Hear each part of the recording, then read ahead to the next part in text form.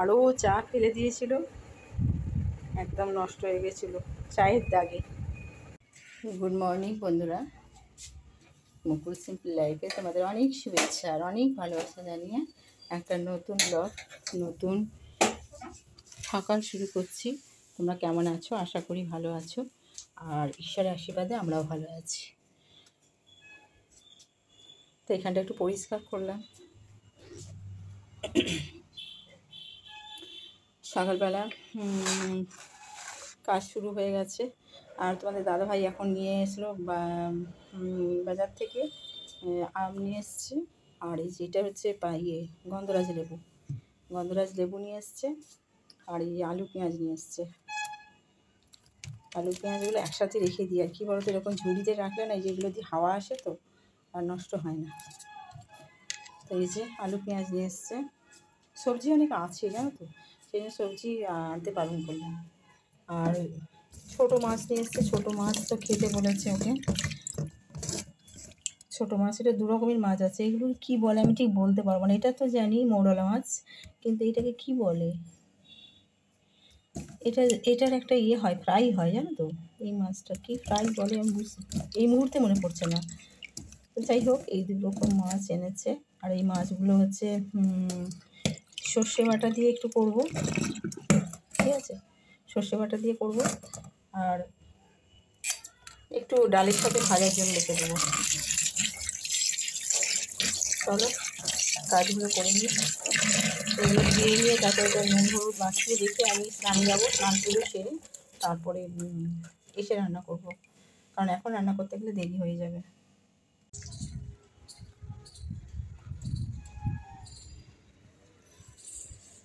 সুন্দর হয়েছে না গাছগুলো, দারুণ দেখতে লাগছে। এই গাছটা কিন্তু শুকিয়ে গেছিলো, আবার হয়েছে দেখছি। এটা হচ্ছে কারি পাতা গাছ।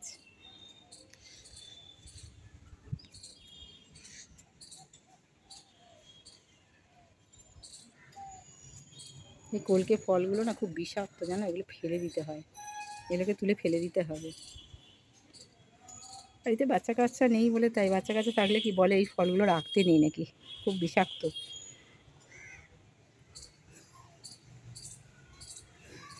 আর এইটা ঢাকা দিয়ে দেওয়ার ফলে গোলাপ গাছের দেখো পাতাগুলো কীরকম লালচে হয়ে যাচ্ছে। এই নেটটা চাপা দেওয়া হয়েছিল কাঠবিড়ালির হাত থেকে বাঁচার জন্য।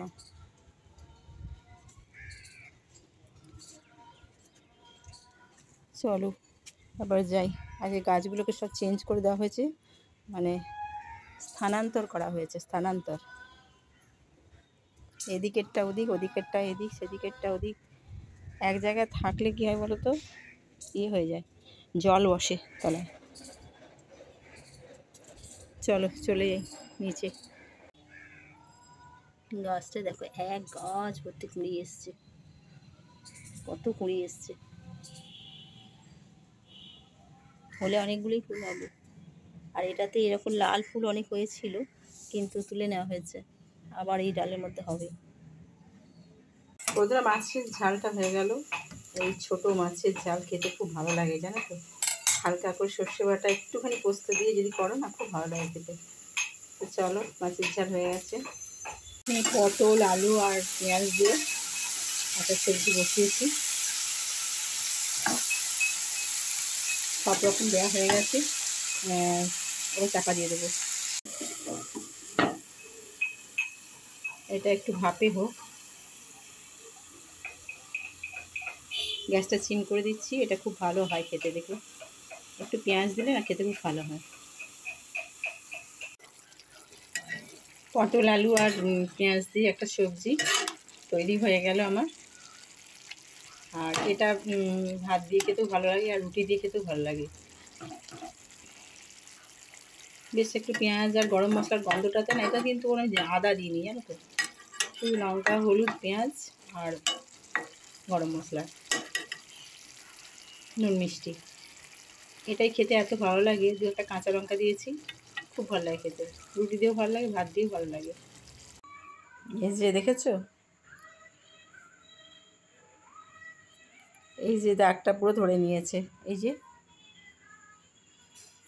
দুধের চা তো দাগটা সঙ্গে সঙ্গে ধরে নিয়েছে। বেশি করে দুধ ছিল, চা ছিল, চিনি ছিল। তো চলো এটাকে তুলে ফেলি, কাজটাকে বাড়িয়ে ফেললো। তুলে আবার চাদর চেঞ্জ করা হলো। নে আর ওই চাদরটা একদম নষ্ট করে দিয়েছিল তোমাদের দাদাভাই, আবার চেঞ্জ করলাম। হ্যালো বন্ধুরা, অনেকক্ষণ পরে তোমাদের সাথে আবার কথা হচ্ছে।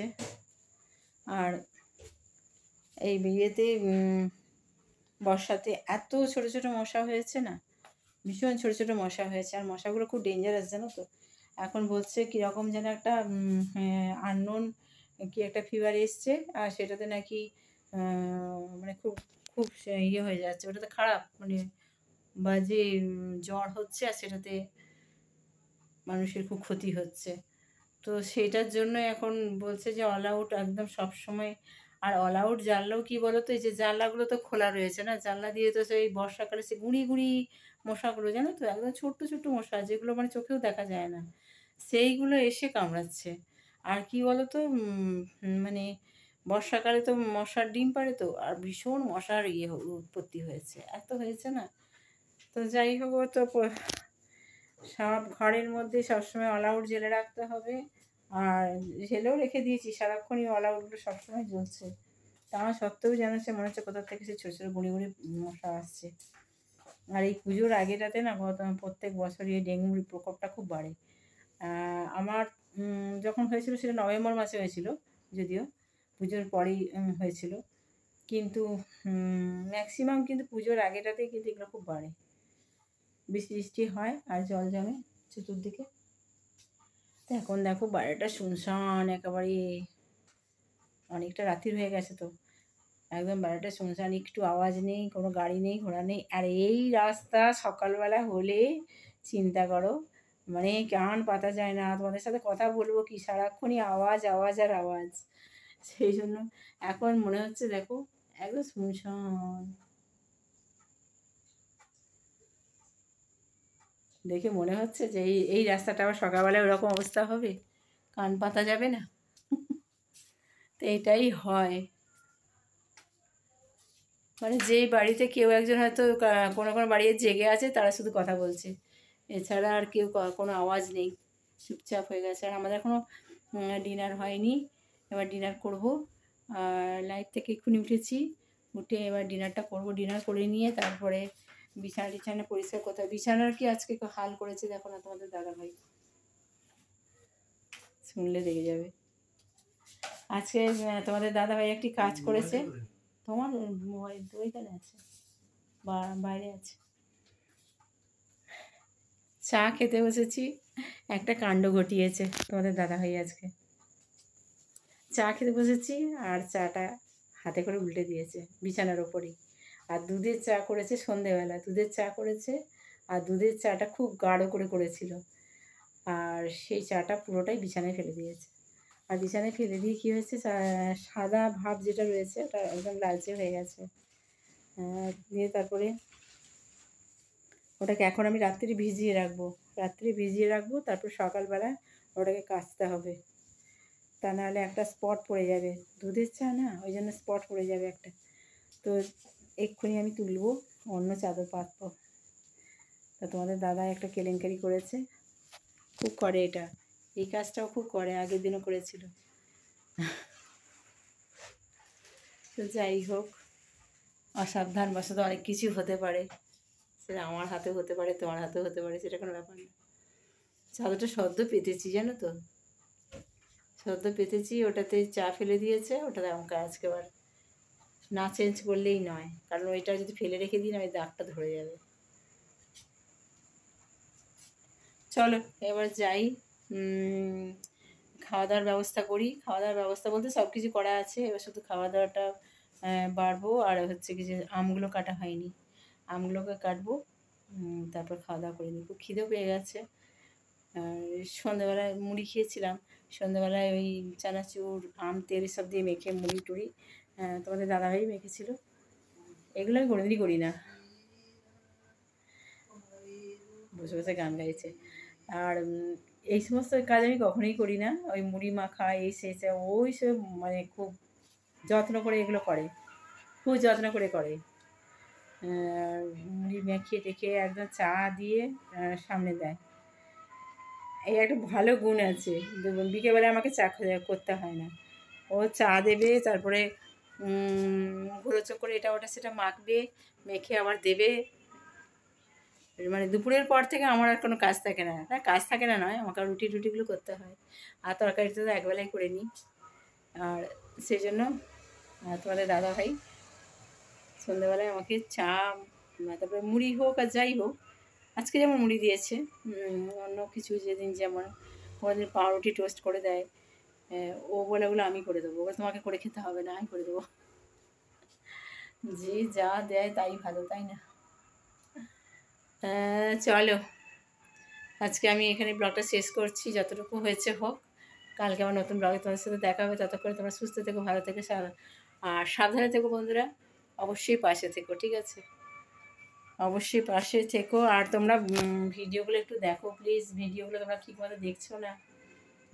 আমাদের বড় ভিডিওগুলো, মানে বড় বলতে আমি তো খুব একটা বড় ভিডিও করি না, 10 থেকে 12 মিনিটের মধ্যে, কিন্তু তাও ভিডিওগুলো তোমরা দেখছো না, একদম ভিউজ হচ্ছে না। একটু তোমরা পাশে থাকো প্লিজ।